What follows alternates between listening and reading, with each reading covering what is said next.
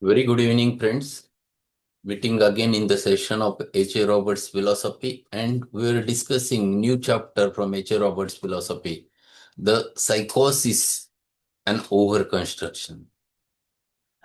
In this chapter, again, one more postulate he tries to impose on your mind, his own study regarding the periodic table, the antipsychotic remedy, its relation with the elements from the periodic table, and there he tried to explain that double salts which are there in the list of antipsychotic remedy are generally used to be found over there in this range, and those elements are nothing but the same constructive elements which already we have discussed while discussing the chapter of sorrow or deficiency.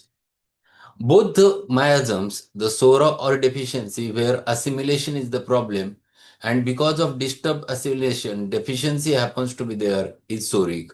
But because of assimilation, if there is an over absorption of the elements, producing overgrowth, infiltration, it leads to a psychosis. So this is very important thing which he tried to explain over there, and he tried to correlate this in relation with the periodic table. He has made the list of antipsychotic remedies, and that in that, say there are very few elements, specifically three elements which he mentioned over there is the aurum, then the mercury, the cinnabaris, and these plumbum. These are the only elements which have higher atomic weight and which goes into the syphilitic phase. That is the earlier postulate. Higher the atomic weight, more syphilitic is the remedy. And rest of the remedies, if you go with the list, you will find those are all constructive remedies which already we have discussed while discussing the first chapter. So the correlation of them and the assimilation producing overgrowth, over absorption, infiltration is psychosis. We have discussed half of the chapter. We have read the list of the remedy. Now let us go ahead with the page number 239. It is not to be thought that these remedies, even with those from animal and vegetable sources added, are all that might be indicated in psychotic conditions. But these show the trend of the remedies that are most likely to be indicated.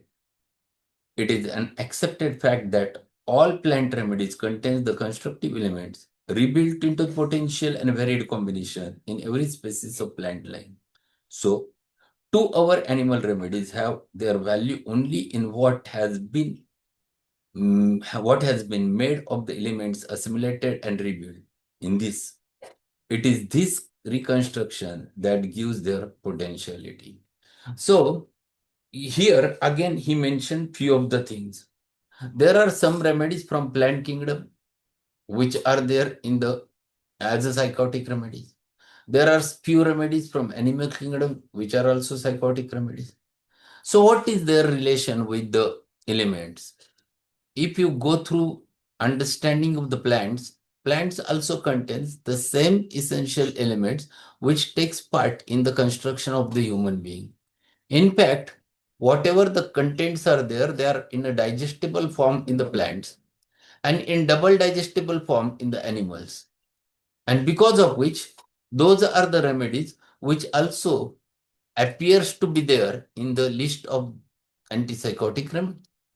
So it is not only the elements which are there in the psychosis. You can get the remedies from plants also. You can get remedies from the animals also, and which are there in psychotic miasm.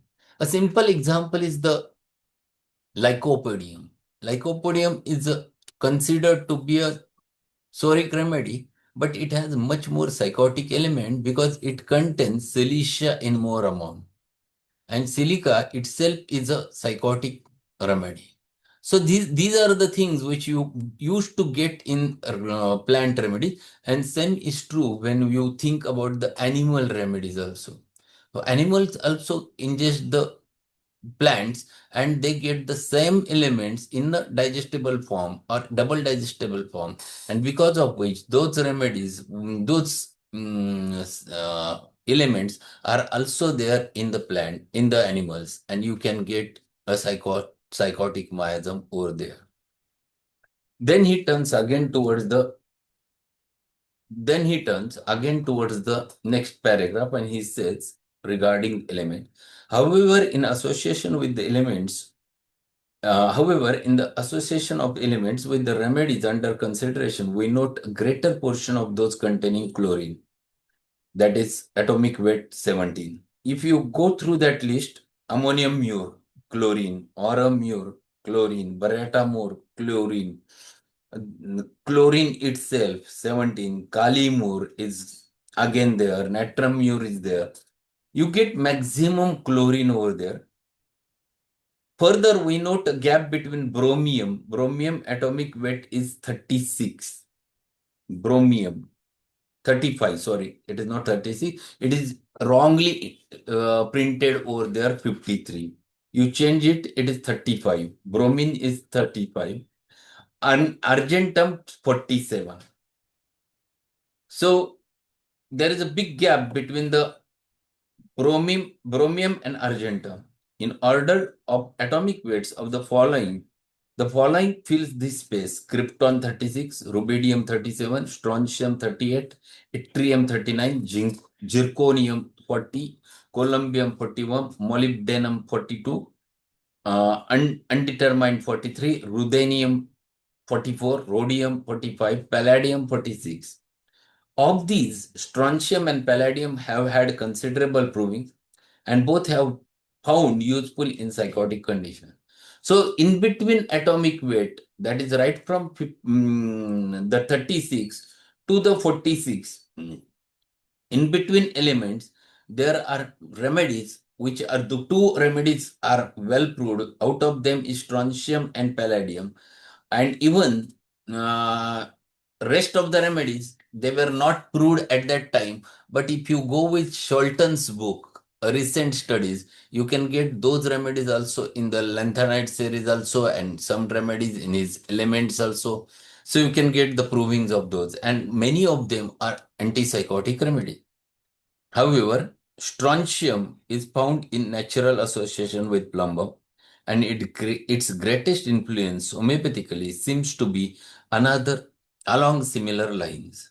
So what he says, there is strontium and palladium, they are very close to each other. If we read the palladium from Borix Mater Medica, we'll find first sentence itself an ovarian remedy. Ovaries gets affected in psychotic miasm. Pelvic inflammatory disorders is the characteristic indication of psychotic miasm. And palladium is the remedy for ovarian cysts, even in polycystic ovarian diseases.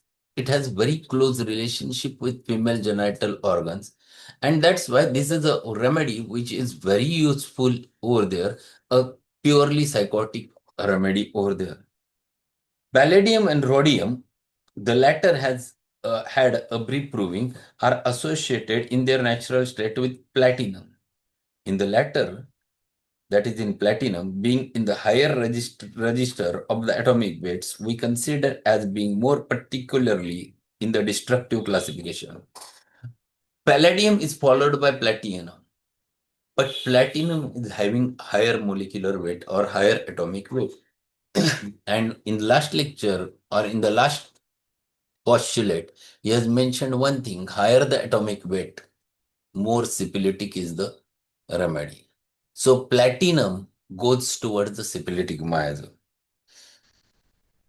The latter being the higher register of atomic weights, we consider as being more particularly in destructive classification. However, cadmium is a remedy to be considered and is in this antipsychotic group, particularly in pathological end products.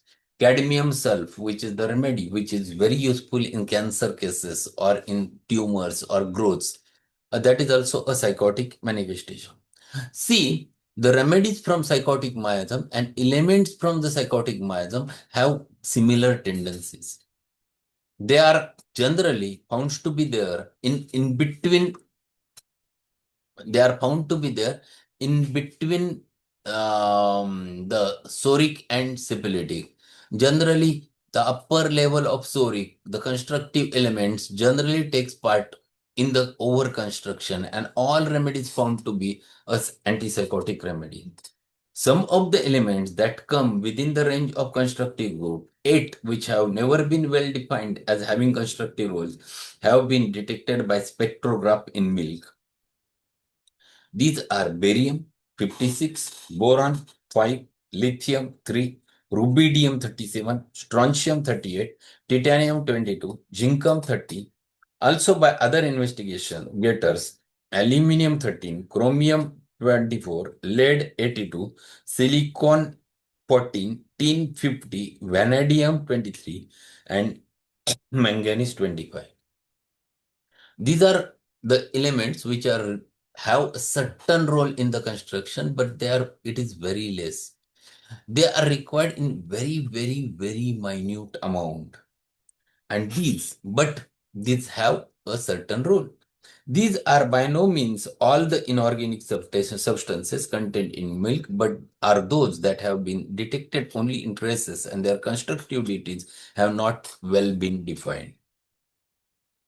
Detection of these elements is of particular interest in that it suggests the roles of some sort of elements heretofore missing in our constructive elements. And because of its inclusion of barium and lead, the latter being so far beyond the constructive limits as we have understood them.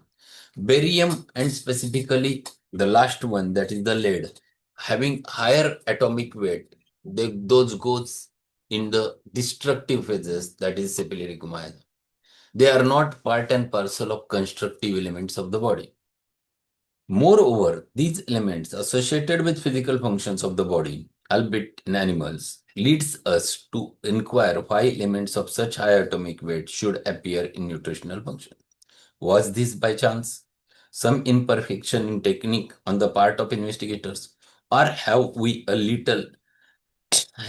still wider field beyond that compassed by our present knowledge and the hypothesis founded thereon? He puts a question why some of the elements which found over there in these which are having higher atomic weight, it is a question that will solve when there will be a further study of all those things. Till his knowledge or till his time, it was the only thing which was known, and because of which he has made this postulate. But there are many things to be answered and will be answered as the time progresses.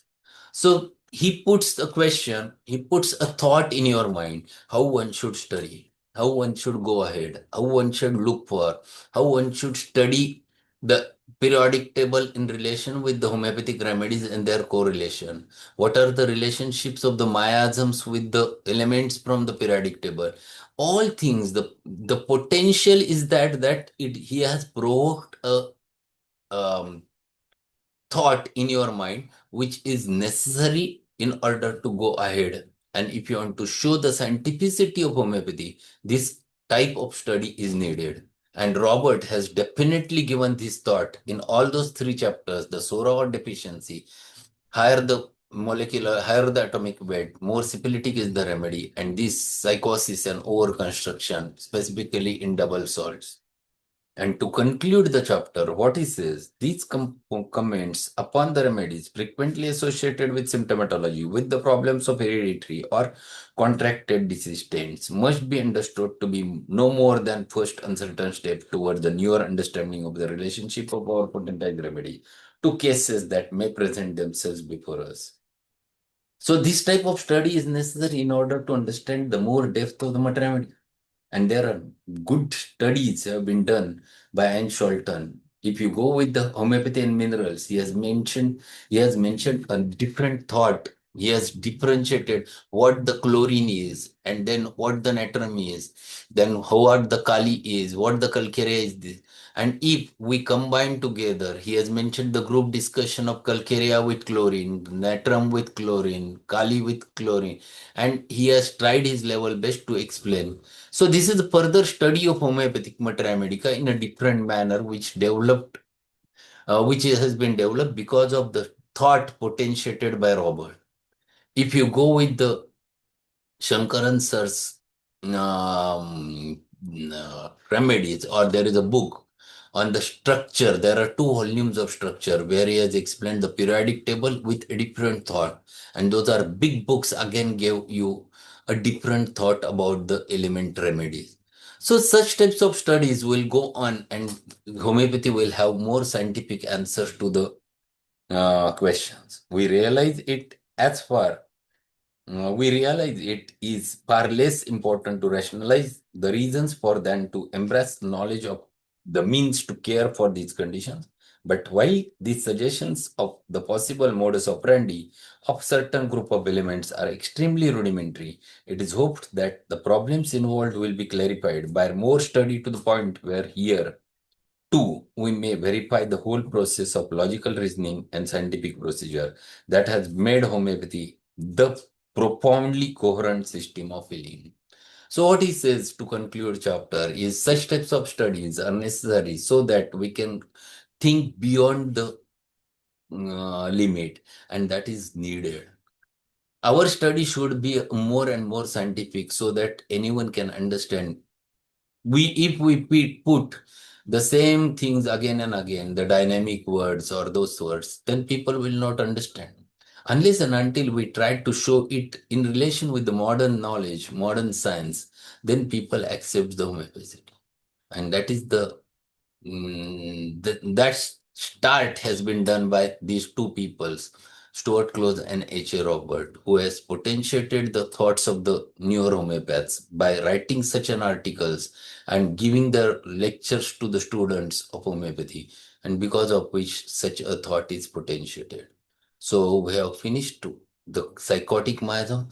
There is a very short chapter that will finish in tomorrow's session. That is I think it is the summary of the miasms. This is classification, a summary that we'll learn in tomorrow's session. And thereafter, a big chapter on endocrinology is there. And I will give much more time to that chapter because it is most practically useful chapter in our homeopathy and homeopathic practice. So that's all for today. Thank you being there. We'll meet tomorrow with a very short chapter, and day after tomorrow we'll start with a new session on endocrinology chapter. Thanks a lot and good evening. Thank you, sir.